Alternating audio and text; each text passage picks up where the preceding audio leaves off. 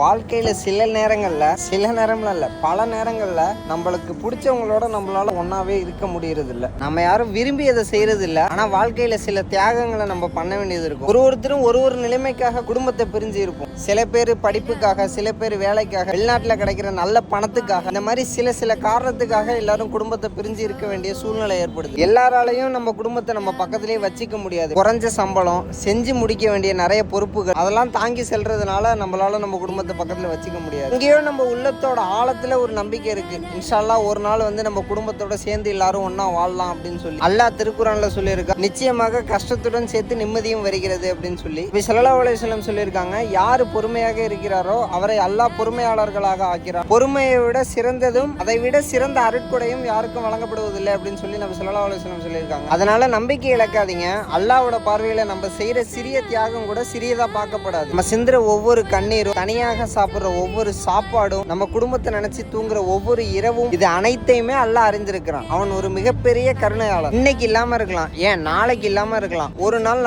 நம்ம குடும்பத்தோட சேர்ந்து வாழுவோம் இன்ஷா அல்லாஹ். அப்படி நீங்க வாழ்ற அந்த தருணம், நீங்க காத்திருந்த ஒவ்வொரு நிமிஷத்தையும் அர்த்தமுள்ளதாக மாற்றும். அதனால உழைத்து கொண்டே இருங்க, துஆ செஞ்சுக்கிட்டே இருங்க. ஒருபோதும் அல்லாஹ் மேல உள்ள நம்பிக்கை இழக்காதீங்க. உங்களை பிரிச்சவன் தான் மீண்டும் உங்களை அழகாக இணைக்கும் சக்தி வாய்ந்தவன். நாளைக்கு பார்ப்போம். அஸ்ஸலாமு அலைக்கும்.